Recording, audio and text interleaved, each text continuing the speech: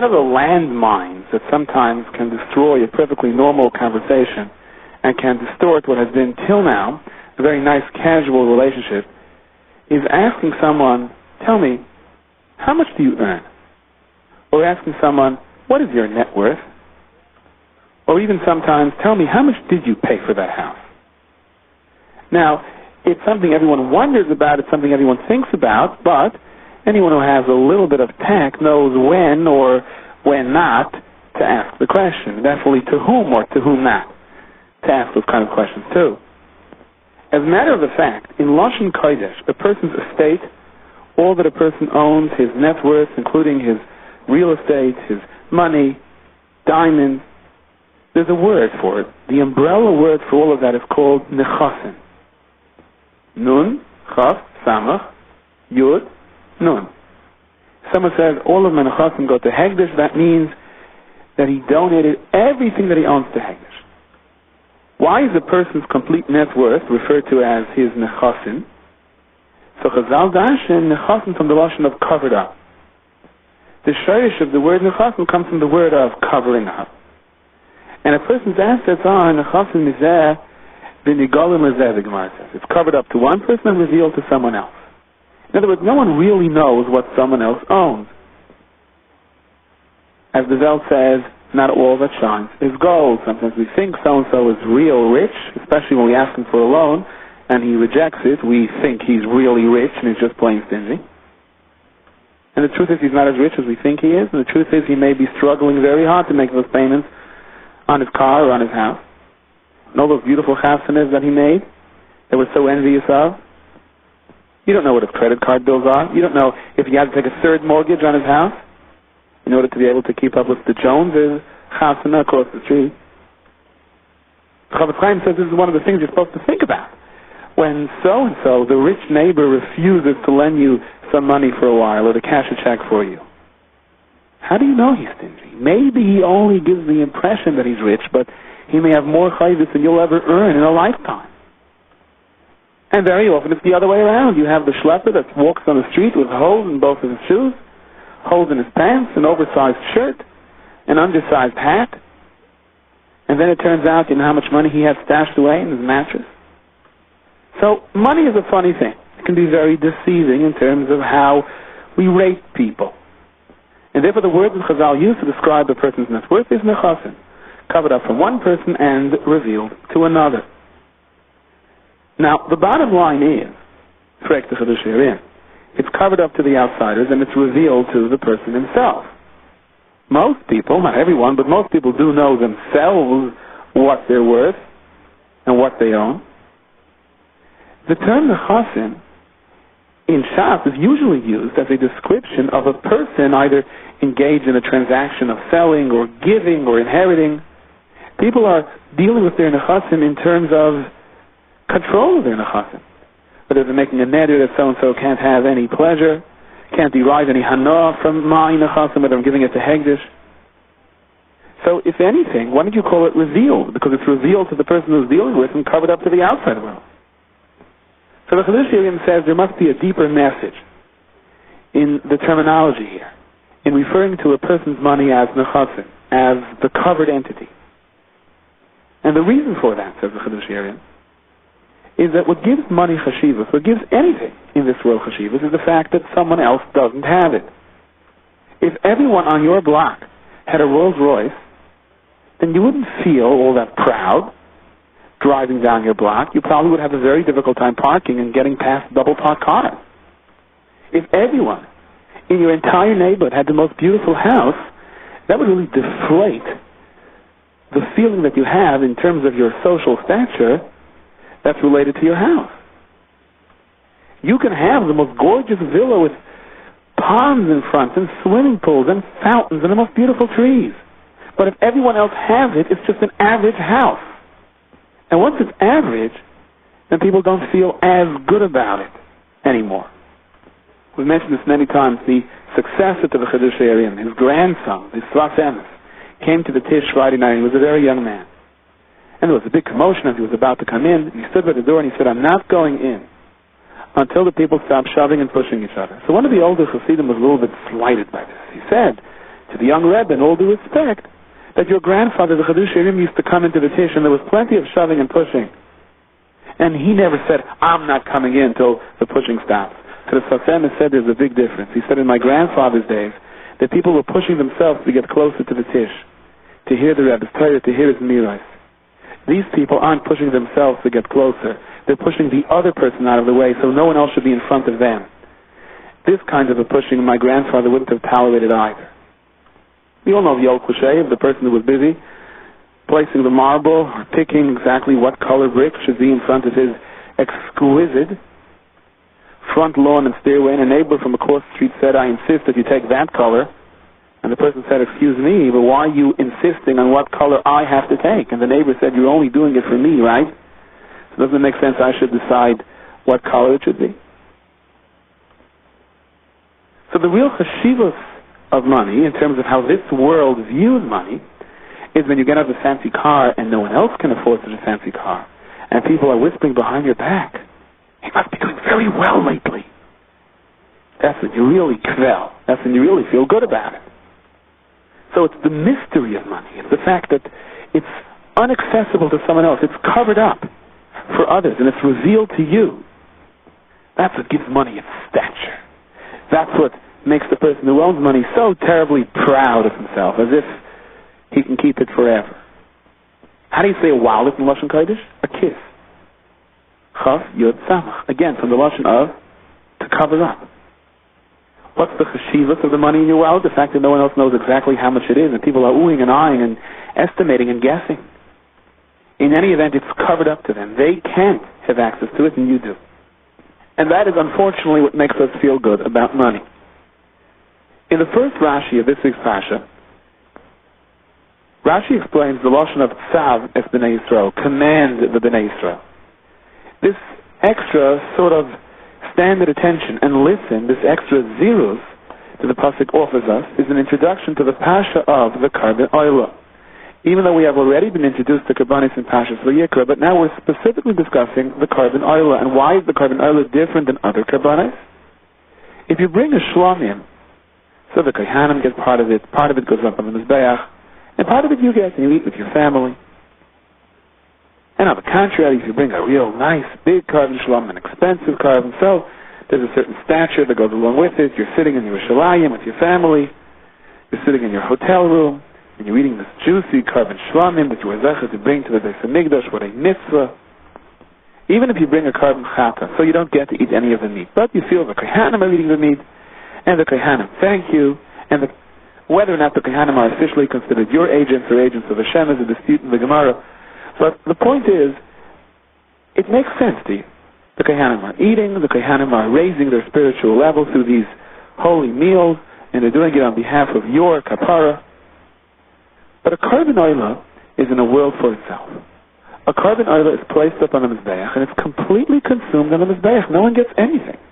I can't show off to my friends what a big and beautiful Karban I have brought, because everything gets burnt on the Mizbeach. The Kohanim aren't going to ooh and ah about what a delicious Karban I brought for them to enjoy. My friends aren't going to see me eating this Karban with my family. I can't have the honor of inviting others to join with me. I just bring this Karban and it gets all burnt up. So suddenly, wealth, stature, as we understand it, somehow gets lost over here with the Karban Oila. Twice a day, Klal Yisrael brings the Karban Oila as the kapara. There are times a Yid has to bring a Karban Oila. There are times he can donate a Karban Oila. Karban Oila is a kapara, and his machshava. But it requires a certain sense of, be careful over here. It requires an injection of enthusiasm. It requires attention. You're now going to bring a Karban Oila. You may not feel the same way you're going to feel when you bring other Karbanis. The Yoiser Tzarech HaKasav Lazares, you have to really be Lazares someone. The Makash Yesh Chasar and Kiss, says Rashi. That's why it says tzav es B'nai Yisrael. What does Chasar and Kiss mean? According to the Chadush Yerim, we can understand it very well. I lose the cover-up for money. I lose the whole enticement of money. I can't show off with this Karban. This Karban Oila is between me and the Rebbeinu Shalom. It's a direct line. No one else seems to have anything to do with it. And perhaps that's why the carbonella is a kapara for machshava. Perhaps it's the type of machshava that somehow takes over our lives in terms of constantly checking and looking behind us, what are others thinking about us. Maybe it's these kinds of machshavas that need the kapara. And the carbonella is completely burnt up and no one's going to see my marble outside. Here lies the real test. Who is and who is not sincere when it comes to spending for the sake of the Kadosh Baruch Hu. Now, where does this discussion lead us? Given that before Pesach, spending money is not an uncommon discussion, and the frustrations that go along with it can be challenging, sometimes overwhelming. So let's review perhaps some of our responsibilities and put that into focus. The Rambam in Hilchos Matnas Aniyim, Perik Yud, Halacha Zayin says that there are 8 descending levels of giving tzedakah. He starts at the top and works his way to the bottom. The greatest tzedakah she'ein l'mala minena, says the Rambam, is taking someone who has an existing household going, approaching someone who has an existing business going, a business that is now faltering, a situation that may collapse, and you are mechazik him to keep him going. Whether it's through a present, or through a loan, or you offer him some type of a business deal, which may not be in the best interest for you, you find him some type of a job. In other words, you took someone who until now did not have to ask others for money, and you created a set of circumstances where he will be as Hashem Yisrael still not have to ask anyone else for money. That's the mitzvah of Hechazak Tabay, and it is also the greatest madrega of tzedakah. The lashon of the Rambam, Maila Gedola she'ein l'mayla minen. Now we'll get back to this in a moment, but let's run through now our descent into lesser levels of tzedakah. Give tzedakah to a poor person, but you don't know who you're giving it to, and the poor person doesn't know who he's taking it from. That is a very great level of tzedakah, although not the highest. There was a special room in the Beis HaMikdash called Lishkas Chashayim, set up for this type of an arrangement, where the givers didn't know who they were giving to, and the takers didn't know who they were taking from. Step down, a rung less in the madrega of tzedakah. The giver knows who he's giving it to, but the ani doesn't know from whom he is taking it. So the Gemara tells us the story of Mar Ukva and his wife. He used to drop off packages by people's houses, and they made sure for the people never to see who was dropping off the package. And once when someone tried to chase them down, they even ran into an oven. Fulfilling the words of Chazal, it is better that a person be cast into a fiery furnace than embarrass someone else in public. Miraculously, both Mar Ukva and his wife were saved, although while Mar Ukva's wife came out completely unscathed, the soles of Mar Ukva's feet were charred. The Gemara explains, while Mar Ukva normally would distribute funds, his wife would distribute food. And being that the food was there for the poor person to eat, and Mar Ukva gave money, but you had to buy food, so by extension it was just a tiny drop removed a little bit more, her chus was greater than his. Now the benefit of the ani not knowing from whom he or she is receiving the tzedakah is obvious. This way, the recipient doesn't have to be embarrassed when the giver passes by on the street, because you don't know who the giver is. A rung less on the level of tzedakah, the ani does know from whom he or she is getting the money, but the giver doesn't know who is receiving the money. And the Gemara tells us stories of tzaddikim like Rabbi Abba who would intentionally drop coins on the street by design in the path of a poor person who would come along and find it. The poor people know they got it from Rabbi Abba, but they're not embarrassed because they know Rabbi Abba doesn't know exactly who picked it up. Let's step down one level. It's already a situation where the giver knows who he's giving it to and the taker knows who he's taking it from. But at least you gave it to the person before the one in need had to ask for it. A level less than that is where the ani had to come and ask for it. And that busha within itself diminishes to a certain degree the level of tzedakah. Of course, how much his respect has been diminished depends how you respond to him. A level less than that is where you give him the tzedakah a little bit less than what you ought to give him. And of course, what you ought to give him depends on a whole host of different situations, which we really can't go into now. And no one really knows the answer to that more so than the person himself. But at least, even if you don't give him as much as you should, you give it to him with a smile. A a lesser level, and that is you give it to him with the absence of a smile, or even worse, with sort of a sour face, as if, all right, stop nudging me here, take this. That, of course, is the least level of tzedakah. And over here, where Chazal say, better is the white smile of your teeth than the milk that you give a poor person, over here there is the danger of doing more damage than good. Now, first of all, you may ask, why the Rambam lists these 8 levels of tzedakah in descending order as opposed to ascending order? Shouldn't he start from the worst kind of tzedakah to give and work his way up? And the answer really is in a Rashi in Pashut Shlach.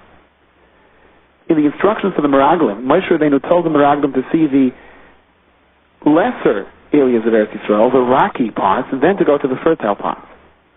Rashi says, Kain derech hatagarim. You first show the inferior merchandise, and then the customer begins to ooh and ah as you get to the better merchandise.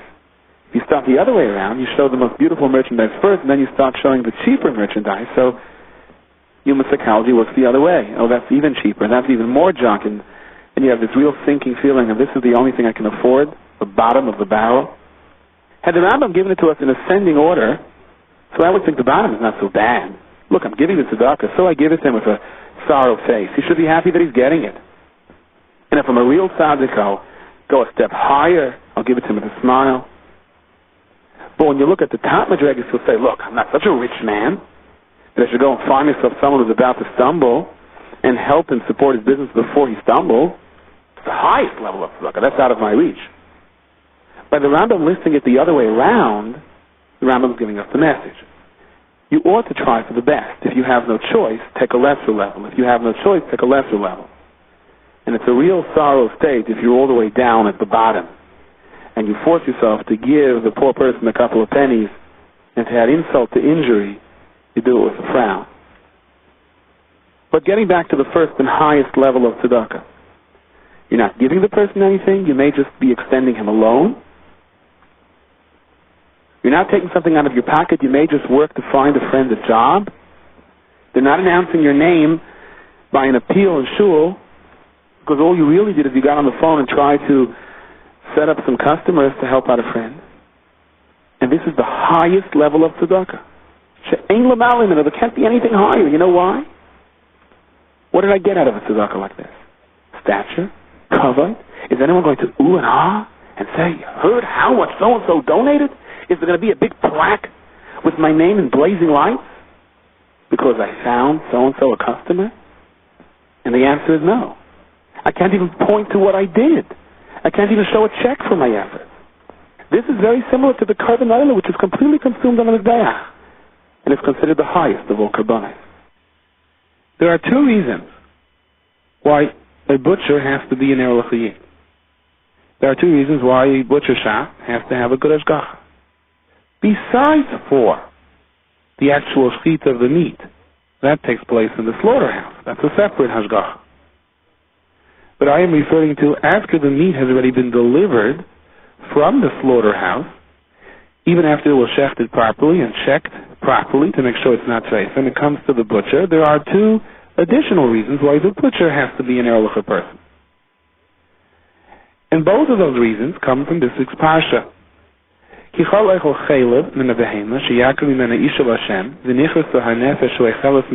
Certain types of fat from the animal are asur, not just asur, but there is the severe punishment of karis for eating it denezir. And the Torah also tells us, so the butcher has to do what's called trabering, remove the forbidden fat. Certain parts of the animal are completely removed, like the rear. And the butcher has to, which really our grandmothers used to do, but nowadays it's the butcher who salts the meat to remove the da. Now, there is a major distinction between the issur of chaylev and the issur of da. In regard to chaylev, the Torah says,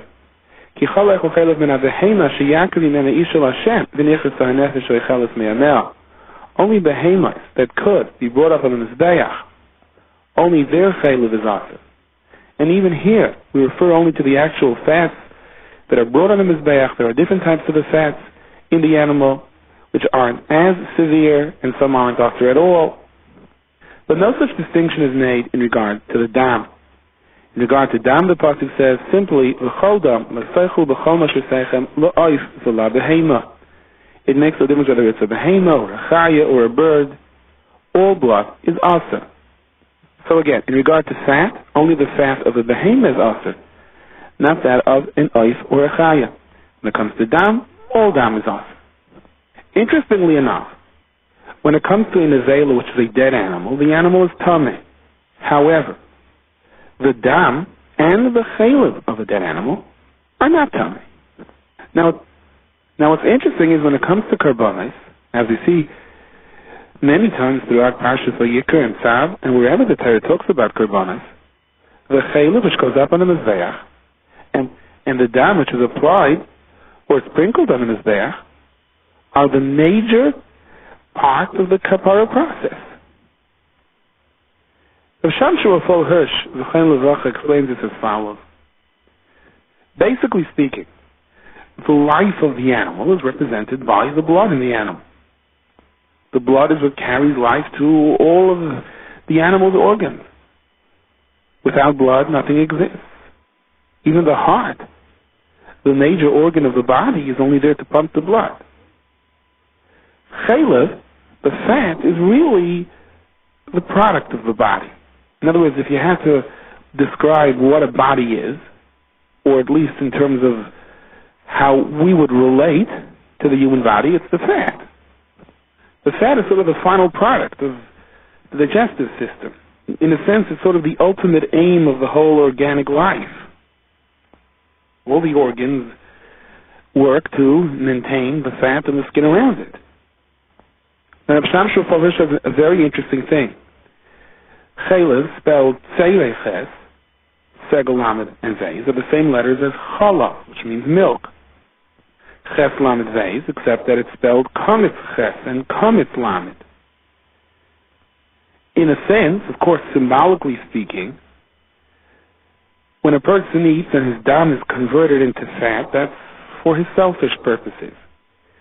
Dam that is converted to chalav, to milk, is done for purposes of love and purposes of sustaining others. The dam and the chaylev that are offered as karbonos are directives to us. How we take the human body, which our neshama is clothed in, a body that by nature is interested only in itself, and we convert it to serve Hashem. We take the natural, instinctive aims within us to think only about ourselves, and we direct it toward the service of Hashem and the service of Klal Yisrael. And that's what Karbanos taught us. That's what the atmosphere of the Beis HaMikdash taught us. It changed the person. It changed the very essence. His mere blood and flesh was directed to a whole different objective as a result of the Beis HaMikdash experience.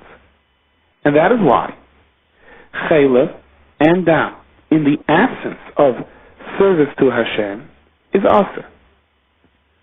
Furthermore, explains Rav Hirsch, while we allow the other organs and materials of the animal to be assimilated by man, that's because the human organism can adapt it through limit hatayra, through making brachos, through the proper objectives in life in general. They become karbonos within us. When we have the Beis HaMikdash, the shulchan, the table of a person is mechaper, if we eat the right way. However, the dam and the chaylev per se, which is the drive in the animal instinct to think only about itself, that cannot be assimilated by the person and converted to good. It just won't work. You need a Beis HaMikdash for that. You need karbonos. You need an environment of Yerushalayim and Kaihanim and Leviim singing of pure Ruchnius. You need a very vivid embassy of Shemayim in order to take the real instinctive animal nature that is within us and to convert it completely l'tayv. We can't do that today without a Beis HaMikdash. So in other words, being that the selfish animal purpose in life that cannot be converted to good, represented by the chaylev and the dam, must not enter our systems, therefore there is such a severe issur in regard to both chaylev and dam. Why? would neither chaylev or dam be affected by tumas nezela? How come they're not tameh in a dead animal? So Rav Hirsch explains further. The prototype of tumah is the mess, a human body that is no longer alive. Why is the human body tameh? Because there was a struggle here in the body. There was the neshama that was going one way and the guf going the other way. And the human body has the greatest degree of tumah, like the Yoreh Chaim HaKadosh says. If you have a jar that was full of honey, after you empty out the honey, there are going to be more insects crawling around it than a jar that was just full of water. So the guf which contained the neshama, and the neshama drew all of the koiches of guf l'tayv, basically is the honey that is now in Odom Haba, that is now in a situation of ultimate menuchas and nefesh, and the guf remains completely separated from it. Now every part of the human body would be metame, but inasmuch as the chaylev and the damas of the behema are concerned, they are not metame. And this is to show us, explains Rav Hirsch, that they were never part of the equation. We were never allowed to consume dam or chaylev because there's nothing you can do with it. The dam and the chaylev represent the animal instincts which cannot be changed l'tayv, only in the format of the Beis Hamikdash. And therefore, if there's no battle, there's no honey, so to speak. And there's no tumah.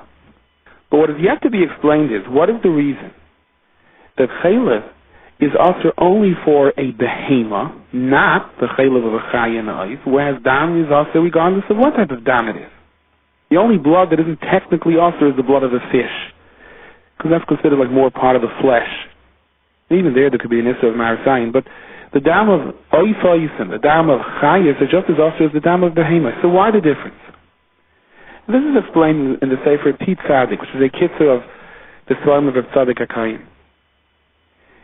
Chaylev and dam are the shayrish for the two words, midos hara'is, taiva, temptation, and kas, anger. Chaylev, which is the fat, the ultimate final stop for our food, and that represents the taiva. Dam, it represents aggression, anger. In regard to the Yetzer Hara for taiva, we find that even Liyasid Love, even after Mashiach is going to come, we're going to still need that a little bit. In order we should be able to use it for chedves of the shmaitza, for the joy and chayshik, for Torah, mitzvahs, and chesed. Kas, on the other hand, while there may be a valid place for it down here in this world, where we have to use it against the Yetzer Hara and sometimes against Rishayim and so on, given the proper context. But Liyasid Love, after the Kadosh Baruch Hu will shecht the Yetzer Hara. So midas hakas will be totally out of the picture. There is no use for it. In other words, although there are times that we can or may have to get angry down here in this world, it's a very temporary kind of a passion. Eventually it's going to be totally useless. Therefore, the dam, which represents the anger within us, is represented by a broader isser. The isser of dam applies to behemoths, chayes, and oisais alike. On the other hand, the chaylev, which represents taiva, isn't as universally prohibited.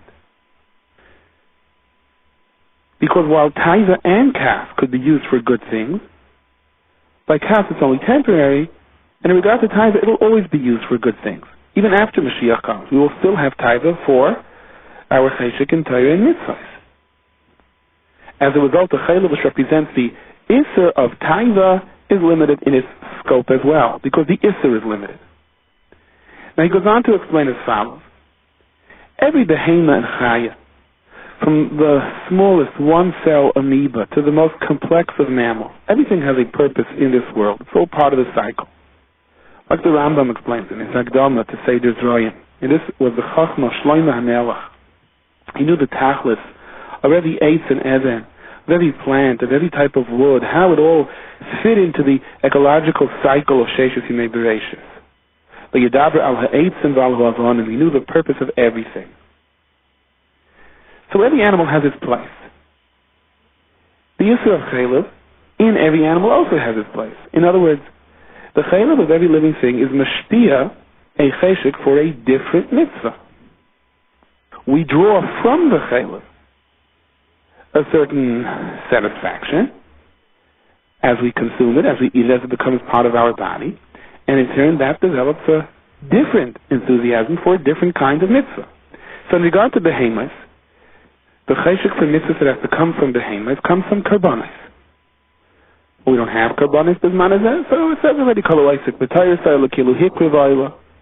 And of course, we await the opportunity of those karbanis again.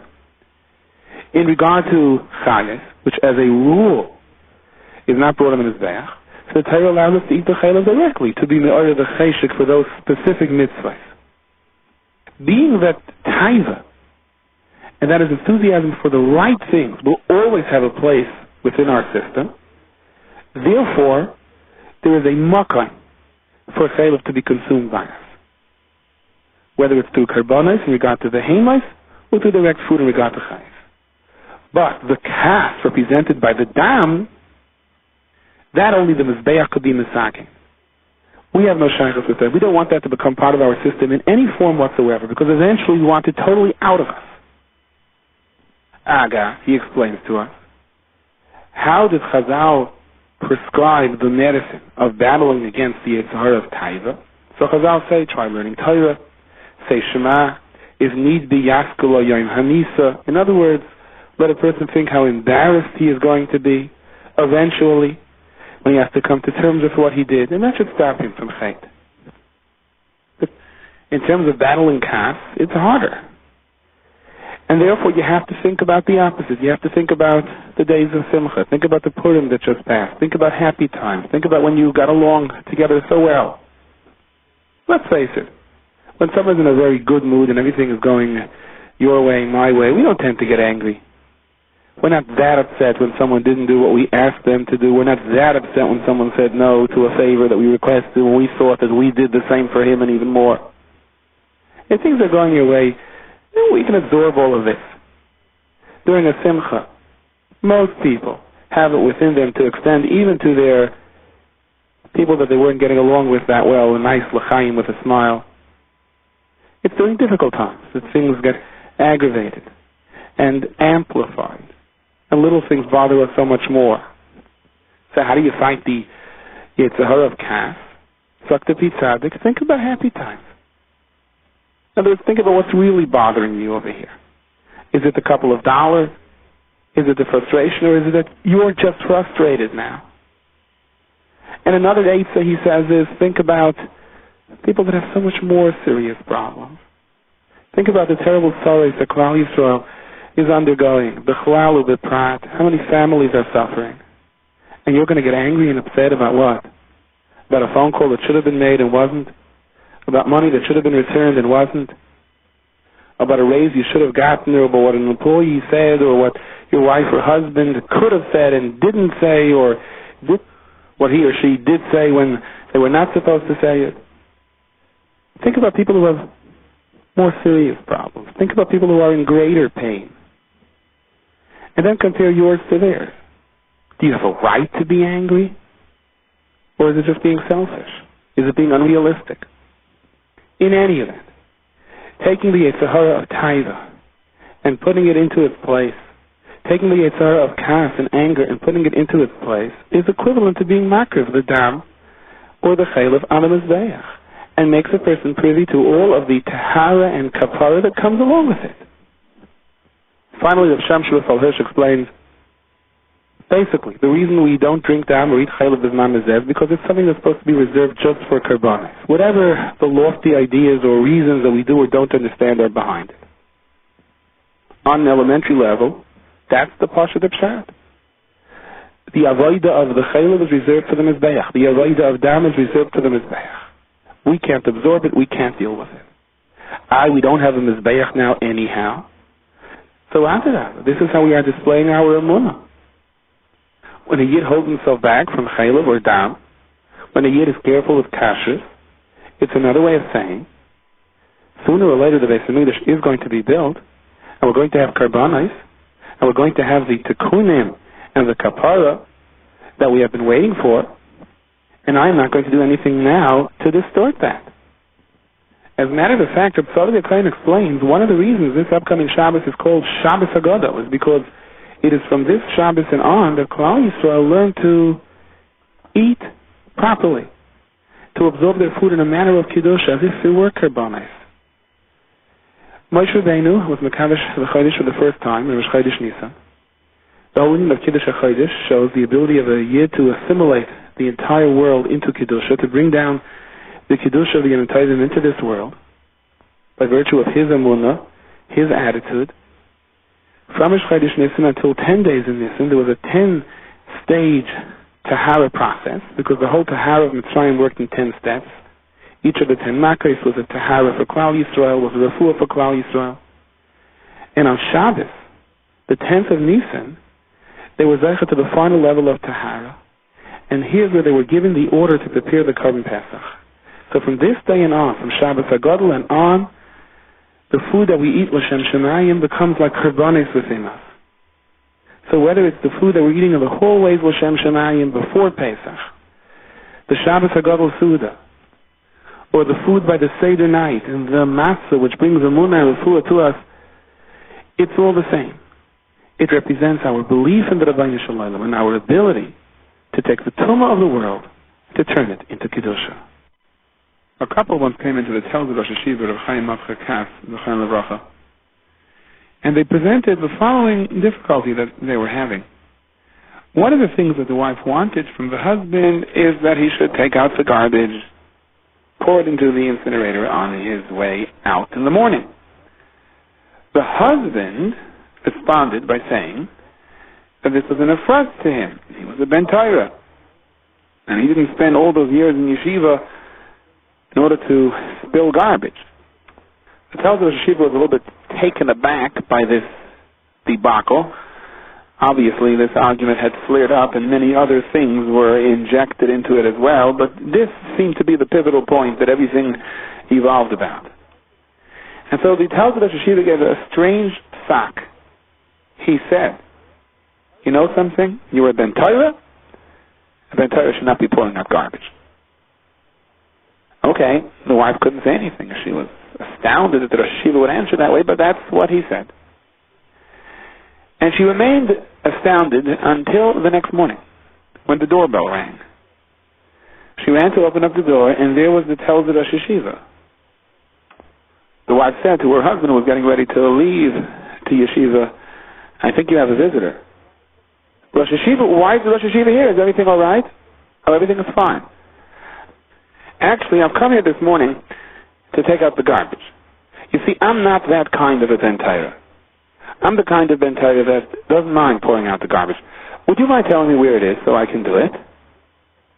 The Chassam Sofer points out a fascinating thing. Look through the whole Parashas Vayikra. In all of the instructions, how to process the karbanis, the pasuk never mentions Aaron directly. The pasuk says, speak to the Bnei Aharon and tell the Bnei Aharon to do this, tell the Bnei Aharon to do that. There's only one time when the pasuk says command Aaron himself. It doesn't say Bnei Aharon. At the beginning of this parsha, tzav es Aharon the Esbana. How come it doesn't say over here Bnei Aharon like it does throughout the whole Parashas Vayikra? Dr. Chassam Sofer, because which mitzvah is the Torah going to command over here? The mitzvah of taking out the ashes. The kohen has to change his clothes. He has to take all the ashes that piled up over here and take them out mechutz lemachna, outside of the camp. Lest one not think that this mitzvah of Haitzas Hadeshin, of removing the leftover ashes, the parts that are not going to be used anymore, so that someone should not think that somehow this is a prisus hakavod, that the one who is assigned this particular work, perhaps he is a less dignified person because he's doing this.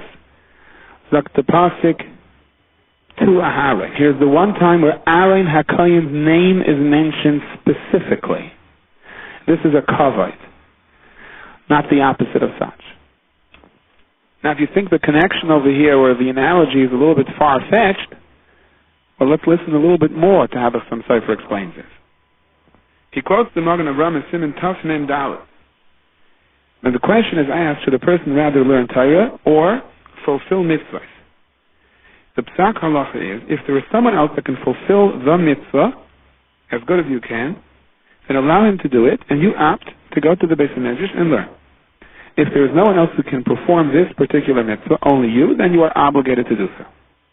Rabbi Eliyahu Chaim Mazel was considered to be a goyen in Chesed, and once during a meeting, someone pointed out that Rabbi Eliyahu Chaim is a gadol b'Torah, but all the time that he spends with tzedakah and Chesed is goyim bittul Torah. So maybe he would have been greater if he wouldn't spend so much time running these activities. So Rabbi Chaim answered. He said, a Rav that closes his Gemara, and he has to be Oisik and Chesed, and you should know even when his Gemara is closed, it's open. And a Rav who does not close his Gemara when Chesed is necessary to be done, when he delegates it to others and as a result it's not done as well, or isn't done at all, or is done in a delayed fashion, then even when his Gemara is open, you should know it's considered a closed Gemara. Dr. Samsoifer, there's a remez to that in the fact that throughout Parshas Vayikra, whenever we have over here instructions for the Avodah, the instructions are B'nei Aharon, not Aaron himself. Because the limud HaTorah of Aaron was very chashuv to the Rebbeinu Shalom. And if the B'nei Aharon can do it as good as he can, let them do the Avodah. The mitzvah, however, of gathering up the ashes from the Mizbeach and carrying it out teaches us the midah of anivus, the midah of modesty. The fact that it's officially considered one of the avodas, where the kohen has to change his clothes and put on sort of work clothes and carry these shovels of ashes to a place michutz lamachna. This, as the Chovos HaLevavos explains, is to emphasize that no one can be a Baal Gaiva to Beis HaMikdash.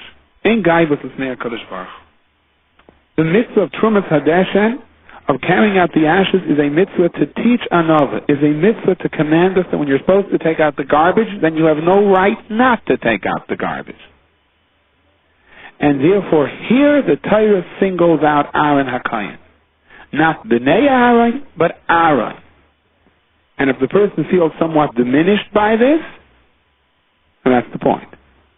If this is the kind of person who is diminished when he has to take out the garbage, so the Torah is instructing him to take out the garbage. If Aaron HaKohen can do it, you can do it too. Now Chazal dash, the first psukim of our Sedra, Zois Torah Ha'oila. Ha'oila means going up. Someone who's a Baal Gaiva, who's always thinking about himself, imagining himself as a star, rising, fame, Hamizgoeh, the pasuk says Vaiter, Al Moikta, and goes on to the fire. Kol Hamizgoeh Nisraf, it's dangerous. The person who thinks too much about himself can get burnt. And that, says the Samsofer, is the connection here in the pasuk. Tzav Saharim, yes, bon of lema Zois Torah Ha'oila, look out if you feel a little bit over-ambitious to get your name into the newspapers, because Al Moikta, that's firewood. And if you've already overstepped the boundaries of Gaiva to the point where, no, I'm not going to take out the garbage, so right here and then, the very next pasuk, that's the connection here, instructs us for lava shakayin midayvad, that the kayin put on a special linen garment, and the heyer mitzadash, and he went to take up the ashes. There's greatness, and you have to find modesty there as well, in order for that greatness to be a real greatness. If Aaron HaKohen's name is mentioned, then within that same context, you also have to have an expression of modesty. The emphasis is that the ashes were piled up near the Mizbeach. And for the most part, at least at the beginning, they were sort of nivla b'makoyma. They were absorbed right there and then. Eventually, when we have over here piles that are not getting absorbed into the ground, so they're carried out michutz lamachna. The Baal Tanya explains when a person feels the flame of Torah and mitzvahs, and he's zeicha to see the greatness of Torah, or he's zeicha to be in the company of great tzaddikim. As a result, in the course of this hislavus, this ruchniistic fire that is burning within him, he may feel himself to be a little bit distant. And who am I compared to all of this? And what do I know? And that's good. The Maor Shamish says that if a person davens and walks away thinking that was the greatest davening, wow, was that a good Shemay Esrei, I just davened. Well, there's a good chance that that means that tefillos didn't go up if you're still thinking about it so much. That means they remained within you. But if you walk away thinking, okay, good, but let me try to do better next time, well, that's the simon that the tefillos have soared up. So the idea of after a ruchnistic experience that the person feels, look, But who am I? These are the ashes. These ashes are precious to HaKadosh Baruch Hu. And they're placed right near the Mizbeach, and they're absorbed into the ground, into the Makom HaMikdash. But that's only if there's a little bit of it. A little bit of a feeling, okay, I have to do better, I'm going to try harder. As good as it was, I can still grow. That's good. But at the point that he feels so despondent, and who am I? What kind of a void am I involved in? I'm a nothing. To the point where it begins to backfire and he says, what's the point of trying? That means that there are so many ashes over here that they're not being nivla b'mekayim, they're not being absorbed into the normal growing process of ruchnius. Rather, it begins to act as a deterrent by making the person depressed. This you have to scoop up and carry out mechutz l'machna, because this is not positive at all. This is, as the Baal Tanya describes it in a skufa and addresses l'ragli hachitzonim. This is like a threshold to invite in the koiches etzoma into the person when he begins to feel that I'm too far gone. A yid has to think, I'm choshech layachshech nucha.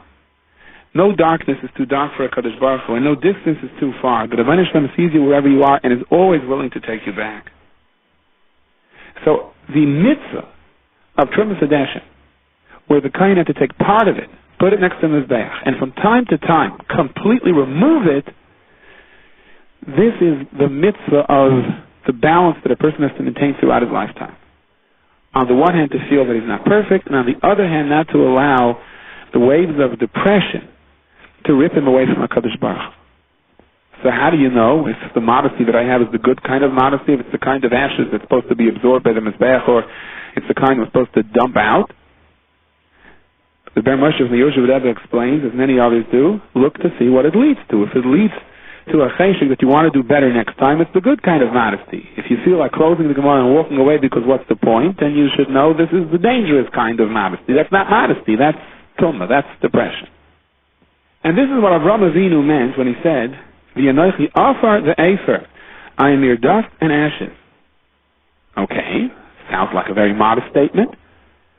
But does that sound like a depressing statement? What am I? I'm nothing. I'm just dust or ashes. Dr. Ben Moshe, but look at the context of what Avraham Avinu was saying. Avraham Avinu was saying to HaKadosh Baruch Hu, had those kings killed me in the war, I would just be dust. Had Nimrod burnt me, I would be ashes. So in other words, Avraham Avinu was expressing his modesty in the form of, thank you Hashem for rescuing me. Rebbeinu Shalom, you saved me, you must care for me because I'm still alive over here to be able to express this. And therefore, knowing that I'm nothing more than dust and ashes, I beseech you, and Avraham Avinu continued his tefillah. So we see the fine line. He is maintaining his anava, not allowing the tumah of gaiva to step in and carry him over the fence, but by that same token, he expresses it in such a way where he's rooting out his inferiority complex. The Rebbeinu Shalom, you saved me, you gave me the kayach to survive until here. I must be something. And the emphasis is the Ber Moshe that that's the difference between offer and efer. Offer is dust. Dust basically is useless. Reb Chaim Vital says that all of the midos of a person are embedded into certain elements of nature, laziness, presumably I believe it says also atzvus, that's in the yesod of offer and the yesod of dust. Ashes, on the other hand, really is the waste of something positive. Ashes means that there was a fire here, that there was energy over here that was used. There was hislavitz of kiddusha, there was a carbon that was burnt, and the ashes remain. So again, Avraham Avinu is balancing over here the two. I'm offer and efer. Baruch Hashem, I was able to be mekayim many, many mitzvahs. I've burnt many fires and ignited many hearts to be warm to HaKadosh Baruch Hu. By that same token, he's also saying, I'll offer, but I'm never going to believe him anything more than dust. He is balancing the way a person has to feel about himself at all times. You're getting a little down, pick yourself up. Getting a little bit too high, tie yourself down a little bit. And therefore the Medrash says, Ata Amarta, you Avraham Avinu said, V'anochi offer the efer, that I am dust and ashes, chayecha.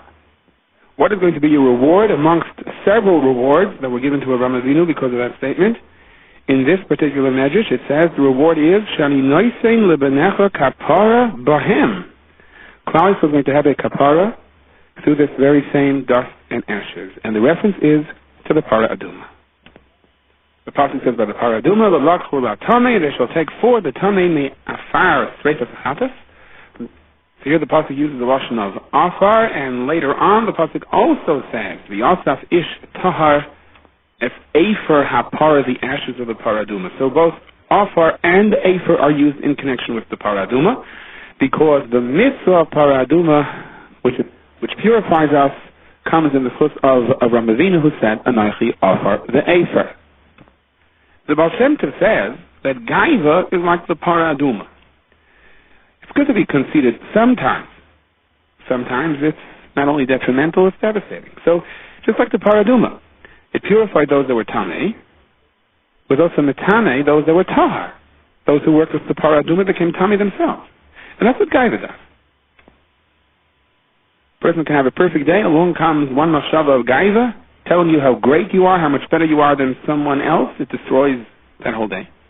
And by the same token, sometimes when a person feels that he's falling, that he's sad, getting too sad, bordering on depression, you're mechazik yourself. What's the point of me davening a slow Shemin Esrei? What are my tefillas worth anyhow? Here you have to inject Gaiva. Here Gaiva is the source of Tahara. Rav Shlomo Kalina Shem Yakim Dama said that the Ikri Sahara is when a person forgets that he is a prince, that he is Ben Melech. I'm a Ben Melech. World treasures are open for me. Am I going to really lose everything because of one Aveira? Is it worth it? So that's the Paradum. It's Natar Tamein. It's Natama Tahira. It's the power of Tahara and it's the power of Tumah, and you have to learn how to use it. You always have to use it to balance yourself when you feel that you're falling in either one direction or another. And that's the gift that Avraham Avinu gave us. The Mishnah says in Pirkei Avos, Perek Vav Mishnah Aleph, about a Nava, Umilbashtoy a Nava. A Levush, you put on a Nava, you put on modesty like it's a cloak. Dr. Ber Moshe, this is what we're saying. Modesty is like a coat. You have to know when to put it on and when to take it off. When it's cold outside, you put it on. When it's hot, you take it off. When the Yisrael wants to drive a person away from Yiddishkeit by saying you aren't worth anything anyhow, you take off the coat of modesty. And when you feel that you're thinking a little bit too much about yourself and you're so much better than someone else, then by all means, put it on. Frek the Chedush Yarim, why does Parshas Parah come before Parshas HaChodesh? Parshas HaChodesh means a brand new world. But Chazal tell us that Ein Chodesh Tachas Hashem, that everything has already been created by Sheshes Yemei Bereshis. There is nothing new. And the answer is it's not a contradiction. If a Yid is mevatel himself, and he's willing to say, I'm putting everything aside, and the Rebbeinu Shalom, I want to do your lots, and I want to become batel like Afar and Afer, like the ashes of the Paraduma. So for all practical purposes, you took your teva, you took your nature, and you were mevatel it. And if you do it in the right way, in the sense of, okay, I really want to correct my life now, I'm ready to start anew. So the Rebbeinu Shalom says, yes, Ein Kol Chodesh Tachas HaShemesh. But for you, there's a new Shemesh. You were mevatel your previous life. You're ready to start new. For you, there's a Shabbos HaChodesh coming. For you, there's a brand new year, a brand new Nisan with all sorts of hashpahs, taivas, with a whole different mazel, with a whole different world of bracha. So Parshas Parah is a hagdama, sort of a prerequisite for Parshas HaChodesh. May HaKadosh Baruch Hu help that in this Shabbos that represents Tahara, we should all be zocheh to learn how to remove the ashes that are piling up within ourselves that inhibits us from truly enjoying this world, and to be zocheh to be hafkachos of Nisan and all of its hashpahs taivas.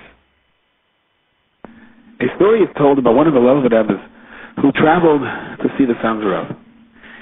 He lived in a distant country, Satamangachapta, Bren, Hislavos. He wanted to be by the Sons of Rav for Rosh Hashanah. Naturally, when you want to do something good, the Yetzer Hara has a tendency of getting in your way, and he had to go through a whole host of obstacles, one more difficult than the other. He finally came within the Tchum of Sams the night of Rosh Hashanah. It was only in the morning that he was able to come into the Beis HaMedrash. And he wanted desperately to hear the sound of Rav's bracha on the Tkiyas Shofar. So he ran and he finally made it. He came to the window, he saw the sound of Rav standing there, and he heard the sound of Rav scream the words, Baruch Ata Hashem Elokeinu Melech HaOlam. He was sure that was the bracha on Tkiyas Shofar. And he said to himself, it was well worth all the difficulties. The salivus, you can mamish see the fire burning in him. Wow, what a bracha on Tkiyas Shofar. And then he heard the sound of continue, Asher Yatzar to Adam B'chachma V'Aravah. He was simply making an Asher Yatzar. The bracha on the Tkiyas Shofar would come a little bit later. Our parasha begins, tzav is saharin v'yasbanav leimar. Chazal understand that tzav, as Rashi explains to us, is a lashon of zirus, an extra encouragement. Miyad u'ledoros, for now and for all future generations. And the question is asked, why, dafka over here by the parasha of the Korban Olah, is there a need for an extra zirus? Why would we think that without this added initiative we would have been laid back, so to speak? So the most famous teretz is the Yoser Tzarech HaKosiv L'Zares B'Mokim Sheyesh Chasar and Kiss. The Korban Olah is completely consumed on the Mizbeach, and therefore you need a little bit of extra encouragement. The Chassam Sofer explains it a little bit differently. The Chassam Sofer says it's the mitzvahs that we fulfill on a day-to-day basis that require an extra chizuk. The mitzvahs that come around once a year, twice a year from time to time, Chanukah Lech, the Megillah Leinen, the Sidarim, it comes always with a certain sentimental feeling. People look forward to it, families get together, so it generates its own kind of a cheshek. But the Kriyas Shema every single day, putting on tefillin every single day, that's what requires the chizuk. Now the symbol for the mitzvah on a daily basis is the Korban Tamid. Every single day throughout the entire year there was one in the morning and one in the evening. And this is the kind of mitzvah that requires the extra zizos and the extra chizuk. Imagine for a moment the driver is taking you someplace and he says, I know this road so well I can do it in my sleep. Then you look up and you see that he is doing it in his sleep. You would be quite concerned to have him wake up despite his familiarity with the road. Because right now, you're in the car. We have to have the same attitude toward a mitzvah. A mitzvah means my life right now. It is today's mitzvah that is going to take me from point A to point B. It is my chiyus. And I have to be equally as concerned to make sure that I am up, because in this case, I'm the driver performing the mitzvah. Now, the Chassam Sofer gives us a more the side. When it comes to children, you have to create a special scenery. You have to create a scene of excitement, of something different. The good Rebbe changes his teaching methods from time to time. Even in a certain way, his mode of teaching changes from 10 minutes to 10 minutes. Always something new to catch the attention of children. And indeed, the Bala Gada tells us, we don't want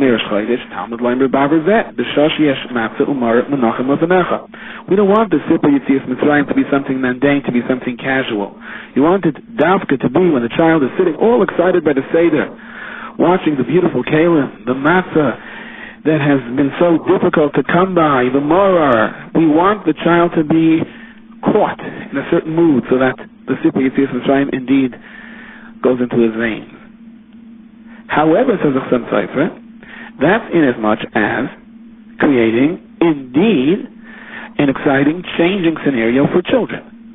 But as far as the Gedolim are concerned, we have to learn to train ourselves within the context of the day-to-day mitzvah, when we don't necessarily have matzah and maror laying on the table, the Monday morning Kriyas HaTorah, the Tuesday morning Shachris. And that, says the Chassam Sofer, is the meaning of the words that we say, or ought to say each morning, Ashreinu, she'anu mashkinim u'marizim b'chol yom tamid v'yomim pamayim bi'ahava shema Yisrael Hashem Elokeinu Hashem Echad. Ashreinu, how fortunate are we that we are zeicha to wake up every morning and to go to sleep every single night, twice a day, for as long as we live, and fulfill the mitzvah of Shema Yisrael at night and Shema Yisrael in the morning, and to do this bi'ahava with love. In other words, even though the Oimrim Pamayim, even though we say this twice a day, from the time we're old enough to speak, throughout all of our days, as May the Esrim Shana, despite that, how fortunate are we that we can fulfill this mitzvah bi'ahava. And that's why this parsha of the Korban Oila that represents the mitzvah that is done every morning and every afternoon. The pasuk says, the Eish HaMizbeach tukad boy. The fire of the Mizbeach should burn boy, literally within him. The Chassam Sofer teaches in the heart of the Kohen. Uvir aleh HaKohen eitzim baboiker baboiker. When the Kohen performs this mitzvah of the Korban Oila, morning by morning, whether it is the first day of Pesach, or whether it is the second day of Cheshvan, or the middle of the summer, it made no difference. Every single morning he performed the mitzvah with the same brand, with the same inspiration that he had to generate within his heart for all those who were watching him, to teach them how to perform the mitzvah. And that's why we have the tzav over here, the extra command, the extra zizos, the extra encouragement. And the lashon of Rashi is ein tzav ela lashon zirus. Tzav means nothing else in this context other than zrizos, to make the person work quickly, to give him cheshik, to do it with enthusiasm. And Rashi adds miyad uladayis, for now and for future generations. In other words, what Rashi means to say, says the Chassam Sofer, any kind of a mitzvah that doesn't change, it comes day to day, morning by morning, this generation, next generation. It is ma'asim shebachol yom. These mitzvahs are really the mitzvahs that shape our lives, and they require an extra zrizos, that a person shouldn't do it without kavanah. In a sense, the Torah is telling us that there shouldn't be all that much of a difference between the bracha that we would make on Kiyah Shofar, between the bracha that we would make on Achilas Matzah, and our Asher Yotzar. Now, there are two types of mitzvahs. There are mitzvahs that we are mitzvah v'oisa, that means we're commanded to do it, we're mandated to do it. And then there are voluntary mitzvahs, ein mitzvah v'oisa. So if I would ask you which mitzvah is considered greater, from an elementary perspective, we would say, well, if you don't have to do it and you're volunteering to do it, you deserve more credit. The Chazal don't understand it that way. The Gemara paskins, Gadol ha-mitzvah v'oisa. When one performs the mitzvah that he is commanded to do, and he does it in the proper manner, he has more reward, than someone who is volunteering to do the mitzvah and he was never actually commanded to have to do it. Why is this so? The Oilais Ephraim gives us three reasons. He says, number one, the Yetzer Hara tends to put extra emphasis on mitzvahs that we have to do. That's where we require an extra zrizos. If you're an Einim Mitzvah V'Ois, if you're volunteering, somehow the Yetzer Hara may not be particularly happy about that, but he doesn't try as hard, he doesn't focus his main efforts on stopping you. Another reason that Mitzvah V'Ois is greater is that usually when you're commanded to do a mitzvah, that comes along with guidelines. You have to do it right now. You have to do it during a specific time frame, whether or not you happen to be in the particular mood for that mitzvah at that given time. To volunteer, okay, I'll do it today, I'll do it tomorrow, I'll do it when I'm ready, I'll do it when I have the cheshik for it, I'll do it when people are looking, whatever the person's cheshbon is. But if you're commanded to do it, you have to do it not based on when it's convenient for you. You have to do it right now. Whenever someone is told to do something right now, that's always a little bit more difficult than, can you just wait a couple of moments and I'll be ready for you? That's another reason why Mitzvah V'Oisa is greater than an Ein Mitzvah V'Oisa. A third reason explains the Oilais Ephraim is that when it comes to Mitzvah V'Oisa, you can command your children to do it. I had to do it and I did it, and I want you to carry the torch. I want you to continue on. But if you're an Ein Mitzvah V'Oisa, it's not as easy to make the argument that your children have to follow. Your children can say, look, Father, you put the emphasis on this. We want to put the emphasis on other kinds of mitzvahs. I mean, it wasn't something that you had to do. You picked it. You decided. You elected which ones you wanted to do and which ones you pushed off for later, if indeed we're talking about voluntary mitzvahs. So we have our own choice. And presuming that your father didn't tell you which mitzvahs you should volunteer for, the children could respectfully argue that we will pick our mitzvahs. But if the father was mitzvah v'oisa, then it's a whole different kind of a message. Then it's not a message of choosing, it's a message of doing what you have to do. And the end is all of these three reasons, explains the Oilais Ephraim, lies over here in the Rashi. Tzav is Aaron commands Aaron the son of Lamer, and the pasuk goes on to discuss the Korban Oila. Rashi tells us, Ein tzav ela lashon zirus. Tzav is a lashon of zrizos, lashon of encouragement, miyad, for right away, l'dayos, and for future generations. So first of all, Rashi says, ain't tzav a lashon zir.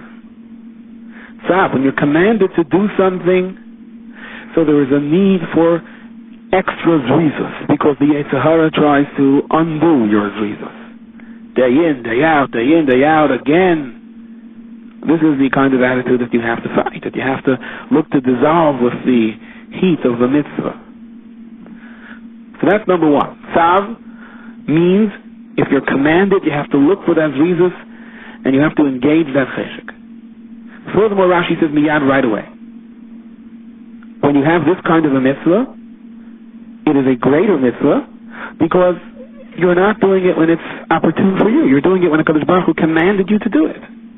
There's a zman kriyishma, there's a zman tefillah, there's a shkia, there's a neitzachama. You have to do it now, miyad. And that's why it has a special chashivas when you're commanded to do something. That's why your schar is greater. And the third thing Rashi says is v'lodoyres for future generations. If you're a mitzvah b'yoysa, then you can convey that to your children. It's not necessarily what you want to do, it's what you have to do. And it's interesting, it's brought down the Shlomo Kodesh, he quotes it in the name of others. It is a skula to say this pasuk of Ve'esh HaMizbeach Tukadoy, the fire of the Mizbeach burns within him, to neutralize machshavos rois, bad thoughts. It's a skula to offset the wrong kinds of machshavos. And as far as Pasha, the Rambam says, Ein machshavos l'rayis mizgaberes elo b'leiv hapanui min hachachma. The Yetzer Hara breathes in a vacuum. And when one generates within himself the cheshek of a mitzvah, especially the mitzvahs that are day to day, that are constant, so there's no room for the Yetzer Hara. But no one says it's easy. We are told mitzvah v'isa is harder than the Ein mitzvah v'isa for these three reasons. But the words of the Torah are not just instructions. The words of the Torah is the chiyus of our neshama, and therefore, merely by repeating these psukim, we generate within ourselves a cheshek that gives us the power to overcome the impediments of the Yetzer Hara, especially when he tries to hinder the all-important mitzvah v'yaisis, the day-to-day mitzvah.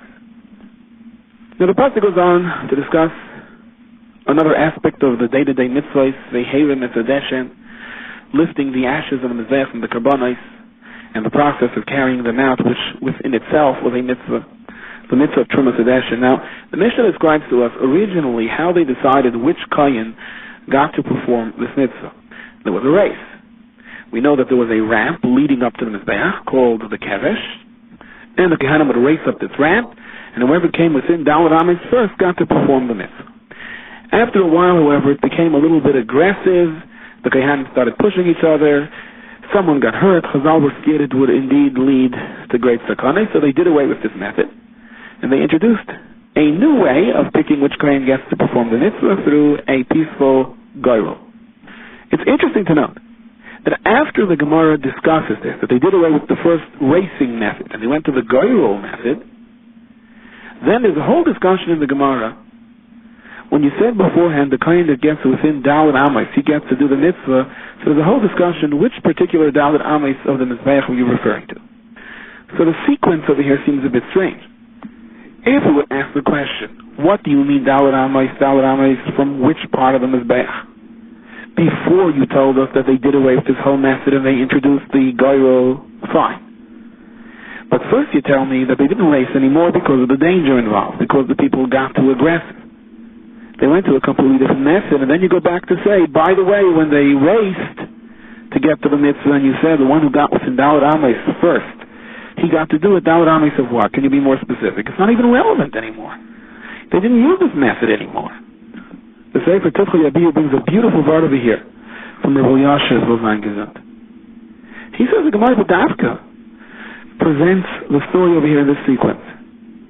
When they instituted the first method, let's see, you can race up the ramp and whoever gets within Daled Ames of the mitzvah gets to do it first. Didn't they anticipate this may lead to problems? The teretz is when they first instituted the method, the kohanim were at the madrega that there was no such thing as pushing someone. Yes, there was a tremendous love and cheshek for the mitzvah. Everyone went running, but you never went running on someone else's cheshbon. You never stepped on anyone else's toes. You never side-checked anybody. No one got shoved, no one got pushed, because the cheshek and the love for the mitzvah was a pure love. It was only in later generations where running for the mitzvah wasn't necessarily out of cheshik, out of enthusiasm to the mitzvah, but it was more so to get there in front of the other person. That's when you suddenly had a whole problem of pushing and shoving and people falling. So the Gemara says originally they did it this way because the Kohanim were worthy of it. It was a real pure cheshik mitzvah. Unfortunately, in subsequent generations, things weren't that great. And then suddenly you had all of this pushing and shoving.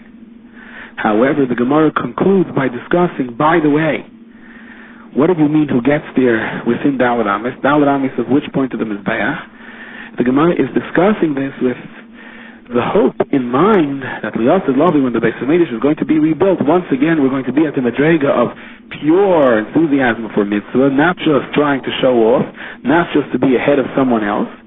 And the Mela will be able to revert back to the original contest of physically running up towards the Mizbeach. Because as long as you're running L'Shem Shemayim, you won't push someone else.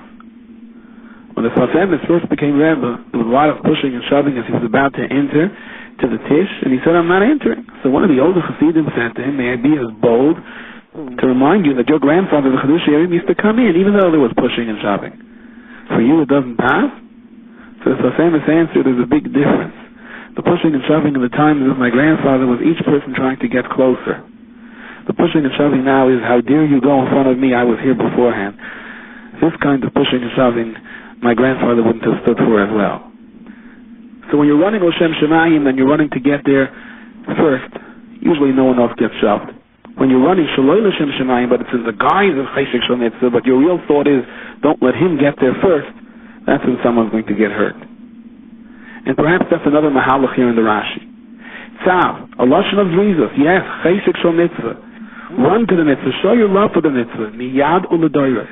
But hopefully, the way the original Kohanim had a love for the mitzvah, a pure love for the mitzvah, not just to get ahead of someone else, that should be able to go over from this generation to the next one. Because if it doesn't, then you have the danger of someone who thinks he's running for the mitzvah, when he's really running just to get ahead of someone else.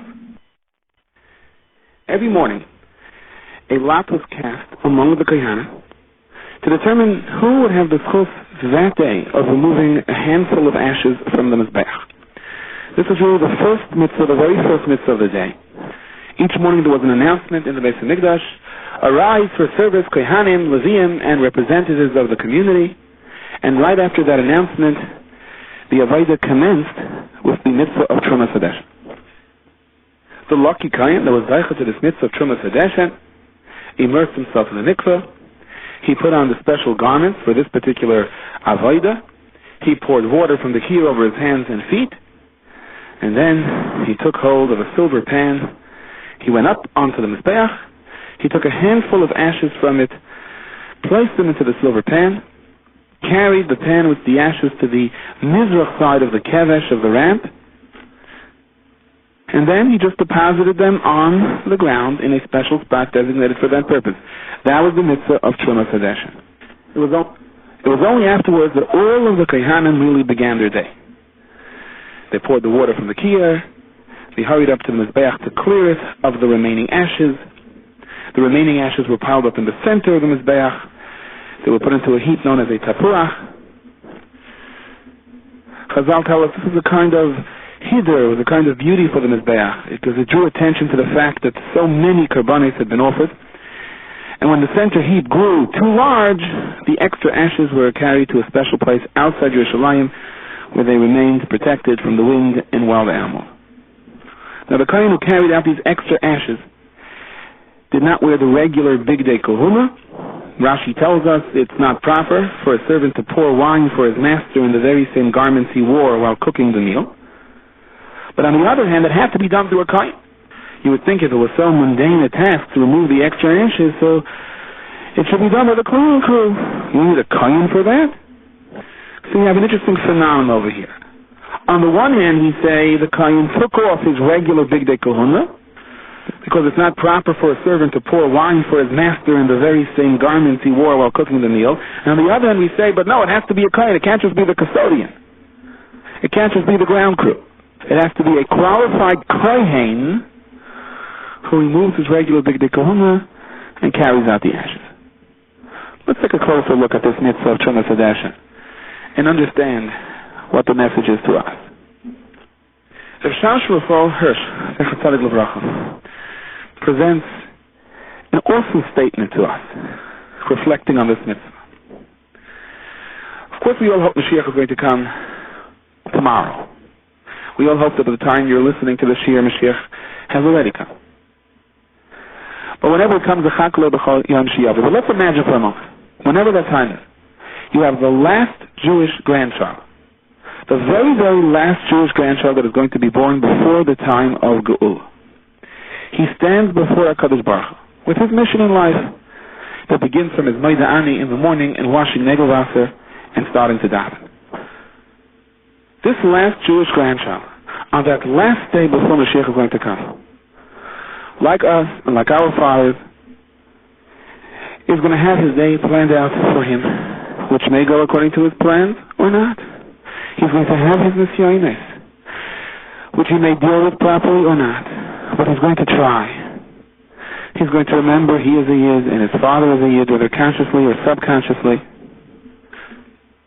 But what he ought to bear in mind is that in his attempt to deal with the nisyonos of that day, in his effort to make the proper decisions, to master enough bitachon, to get over the hurdles of the fears that are thrown against him, his kiyum of mitzvahs during that day is not an isolated act. Every mitzvah that he does, every machshava toda that he has, adds to all of his predecessors in the whole passing of the centuries. The contribution of that last Jewish grandchild is going to be the conclusion of a chain that is connected, of a task that was given to all of his ancestors, to all of the generations, from Avram Avinu until Mashiach. To quote Rav Hirsch, Zecher Livracha, the Jewish today has to take its mission from the hand of its yesterday. Your parents had their nisyonos. Your grandparents had their nisyonos. Your great-grandparents had their nisyonos. Each and every one of them probably lived in a different area and faced fears, threats.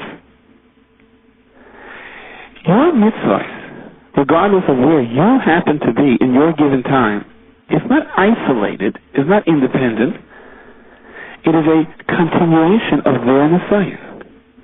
The Rebbeinu Shem looks at the nisayon of Klal Yisrael from Har Sinai until Mashiach, given all of its phases as one continuous line. And each and every one of us are given our role, depending on what the script of our life is, whatever scene HaKadosh Baruch Hu draws in the backdrop. We either fulfill our role or we don't. If we don't fulfill our role, it has to be done. And as a result, we slow up the whole process. We may have to, although the First doesn't explain this aspect of it, but we may have to come down to this world again to fulfill that role. But it's important to bear in mind that whether you pass or fail, it's not just your personal test over here. It's your link in the chain. Your grandparents in Shemayim are looking down at you and saying, we did what we had to do. Either 100%, 90%, or 80%, they're looking to you to continue that. You're on a field, and it's your turn to run from place to place. So fine, you give it your best shot. If you're part of a relay, someone runs back, crosses the line, gives you the ball, you have to race forward and transmit it further.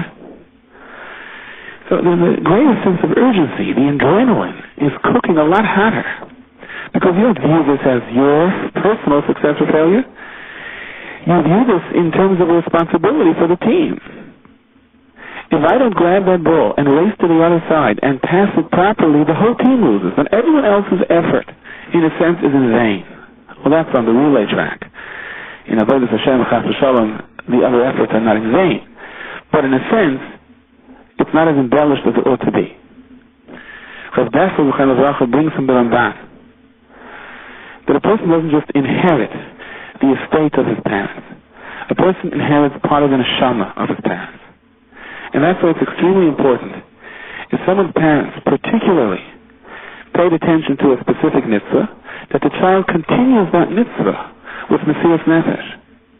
Because you're not only gaining for yourself, you're gaining for your parents. And any mitzvah a person does is of course for parents. But in particular, a mitzvah that a parent paid special heed to.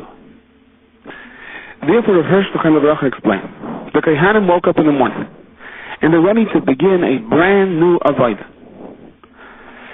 The call has been made. Wake up, Kohanim! And they're all standing there, and they're all excited. But everything has to wait. Everything is on hold until what is done? Until the ashes of yesterday's korbanos are put into place. The Kohanim were told, today brings no new mission. You have to carry out afresh the mission that yesterday was supposed to accomplish. In other words, you pick up from what was left over yesterday. And he said in the Gevart, if someone takes Hegdish, normally someone takes an item of Hegdish and he uses it for his own benefit, so he is in violation of Me'ilah. He is Moyel Behegdish. He has to bring a special carbon, a carbon Hasham Me'ilah, and he has to pay a penalty. But there's a general rule in regard to Me'ilah. And that rule is Kol Shenasa Mitzvah Ein Bo Mishem Me'ilah. Once an object has fulfilled its purpose, once an item of Hegdish was used, and the avodah was carried out, if you use it after that point for your own benefit, although you may have not been permitted to do so, but it's no longer considered Me'ilah. He may not be permitted to do it, but if he does, there's no carbon, there's no penalty. Essentially what we're saying is, once the mitzvah has already been performed, so it doesn't have that same level of kiddush. The exception to the rule is the ashes. In regard to Trumas Hadeshin, which this Seder begins with, the rule is that it remains Kodesh, even after the prescribed mitzvah of depositing the ashes has been carried out. Should someone use these ashes for his personal benefit, even after the mitzvah has been carried out, he still has to bring a carbon me'ilah. Why? Because if you think, explains the verse about the idea behind Trumas Hadeshin, then you understand there's never a time that the mitzvah has already been fulfilled. The purpose of lifting out the ashes is to show us that whatever you do is a continuation of yesterday. Your whole life is continuity. It picks up where your father or grandfather or great-grandfather left off, and you pass the ball to your children.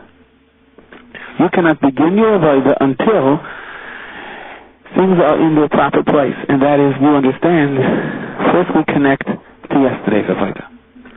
If you can forgive the analogy, I must confess to you, plumbing has never been from my better talents. I'm the one that always tries to save money by doing it myself, and then has to spend more money because when the plumber is finally summoned, he has to first spend time correcting what I did wrong, and only then can he go back to the original problem. So, you would think, however, if a hot water heater went off because someone pulled a lever that closed the flow of water going into it, and there's nothing inherently wrong with the heater, what can be simpler than relighting it? For that, I don't have to call a plumber. All right, so I can't read the instructions. I have to maybe ask someone advice, but this I can do myself. So I see on the knob where it says, turn it on. So I turn it on, but nothing happens. The water is cold, the showers are cold, the washing machines are cold. Must be something wrong. After all, I did turn it on. So you ask a friend that may be better versed in this than you, and he says to you, did you turn on the pilot? Did you light the pilot? Without the pilot, turning on is nothing. Alright? So after much effort and many, many boxes of matches, the pilot, Baruch Hashem, has been lit, and it's burning. But the showers are still cold, and the dishes still remain in the sink, and only the cold wash is being done. What did I do wrong now? What's the matter with this hot water heater? So I am told, which obviously I did not know, that you turn the knob to pilot in order to light it. And then you turn the thermostat to the desired temperature. But if you leave the knob on pilot, the main flame doesn't turn on. The pilot has to be lit The temperature has to be set, but you have to turn another knob which goes from pilot to the regular flame, as any good plumber would explain to you when he is finally summoned to turn it on. But in a sense, this is what we're saying now. I on my own am nothing. I can be a hot water tank. I can be full of fuel, full of heat, full of energy, full of cheshek.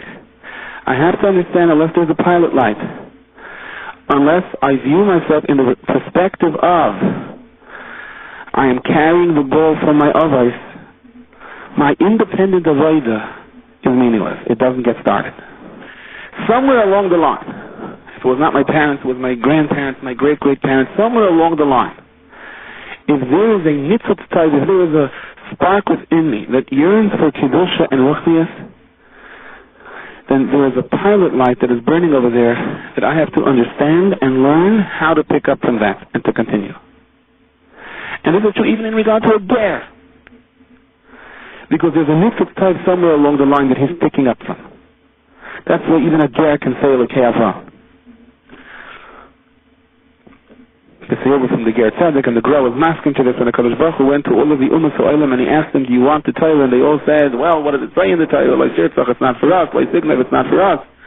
But there were Yechidim that wanted, but were outvoted. And these are the Neshamas, later Neshamas of Gelim that associated themselves to Klal Yisrael. So even if someone is a Ger Tzedek, there was something there in his ruchniistic genes, in the genes of his Neshama, that he's connecting to, that makes him want to engage in Avdas Hashem.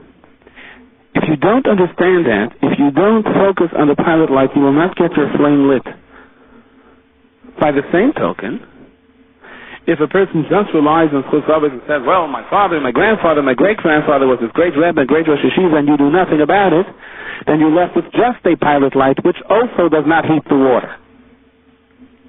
Now what's interesting explains this Sfas Emes is the Pasuk begins Zos Torah Sa'ila, introducing us to the process of Karban Oila, and then the Pasuk goes on to describe the mitzvah of Trumas Hadeshin. So why is this Zos Torah Sa'ila? Trumas Hadeshin is the mitzvah achroina. It's the last step to all of the Karbanos of the previous day. So how does the Torah begin Zos Torah Sa'ila and then go on to Trumas Hadeshin, which is the last step?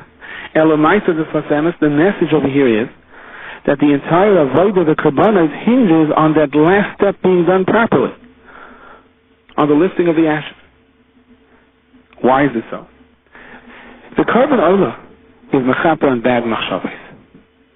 Indeed, the Shloach Kodesh says that a skula against machshavos that are not proper is to verbalize the pasuk Eish Tamid Tukat Ala Mizbeach Lo Sichba. The fire of the Mizbeach that burnt throughout the night, that was a tahara on those who seek tahara of their machshavos. When a person does tshuva, and he attempts to burn up the bad machshavos, and he attempts to burn up his bad averos, the carbon chatas also have to be burnt. The success of that tshuva depends on, well, where does he go from there? A person can realize that he did averos, fall into an atzvus, fall into a depression, and give up and say, what's the point? So he's left with the ashes that piled up. But he missed the main point. The main point is that he's supposed to continue the thrust over here. The ashes have burnt up. Now, I take the dra and convert it to tzav. I say, okay, I did my averos. Now I'm doing tshuva, and on this momentum of tshuva, I shall be better than I was before. So it's easy for a person to fall into a yish and say that I was so bad yesterday, what's the point of continuing today? No, that's not the idea. The idea is, yes, I acknowledge what I did yesterday. Hopefully that is burnt up, but I am going to lift those ashes. I'm not going to let them fester within me. I'm going to say yesterday was yesterday. I realize what I did wrong. I am embarrassed. That within itself is an avodah to HaKadosh Baruch Hu, and I'm going to continue from there. And I'm going to, if you can't do that, if you can't lift the ashes from yesterday's avodah and continue on, then the whole tshuva process is brought to a grinding halt and doesn't accomplish what it's supposed to. And that's what the pasuk tells us to start with. This is the point of the remorse. So in the end, it's encouragement. The Baal Shem HaKadosh says, Adarabah, if a person has a bad machshava during a mitzvah or during a davening, so when Hashemayim, they're giving you the opportunity of not allowing it to get you down, of dismissing it, and forging on, and as a result, you have taken the koach of ra, and you are mahapach it l'tayv. So you may have to change your clothes for the Trumas Hadeshen. But it's not only a vital part of the Avodah, it's the objective of the Avodah. This shiur is distributed by Kol Hadas, 11 Stei Chemet Street, Yerushalayim. For donations, please call 02-5383-999. Fax 02-538-0267. Postbox 57035.